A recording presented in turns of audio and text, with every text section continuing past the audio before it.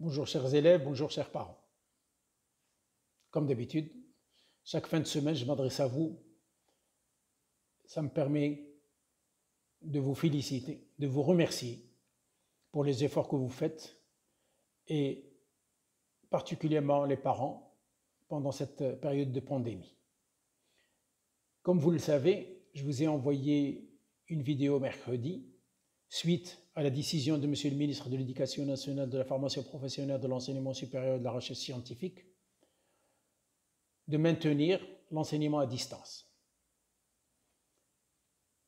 Cet enseignement à distance, il faut bien qu'on l'évalue. Pourquoi il faut l'évaluer? Parce que nous avons un second semestre à évaluer.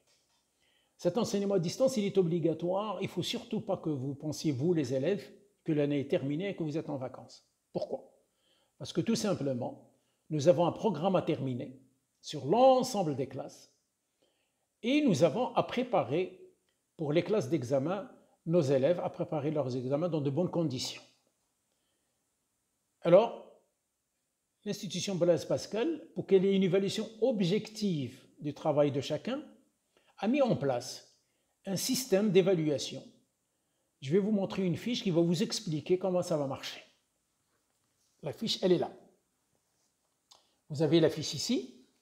C'est une fiche de bilan hebdomadaire de l'enseignement à distance.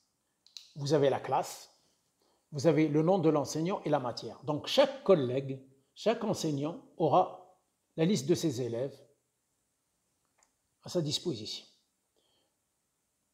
Nous avons ici mis plusieurs activités. Activité 1, 2, 3, 4, 5. Ce n'est pas obligé dans chaque matière qu'il y ait 5 activités. Il peut y avoir 2, 4, 6, etc. Activité, ça peut être un cours, des exercices ou ce que vous voulez.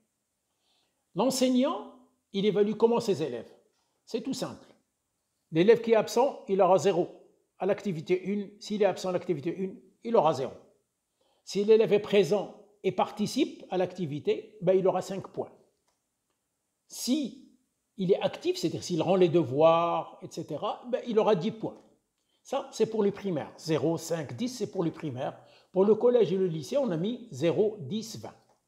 D'accord? Cette évaluation, on va la faire de la même façon pour la maternelle. Donc, tous les élèves sont concernés.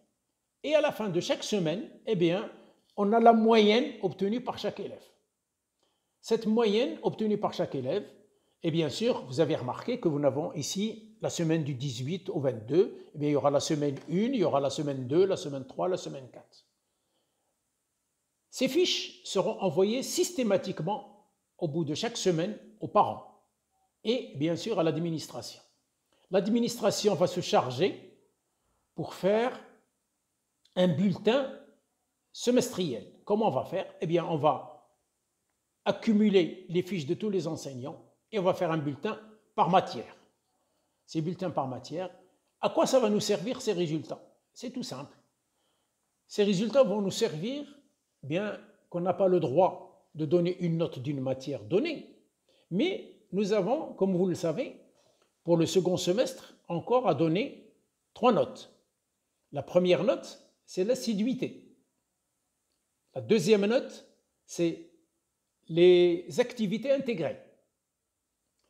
Et nous avons quelque chose d'essentiel, c'est que nous avons un conseil de classe. Il ne faut pas penser que si on ne fout rien, qu'on est admis automatiquement à l'année d'après. Vous savez que ceci dépend du conseil de classe. Et le conseil de classe est souverain. Et dans le conseil de classe, nous avons des appréciations à faire sur le bulletin. Tableau d'honneur, encouragement, félicitations, ou bien la remarque qu'on écrit dans le bulletin.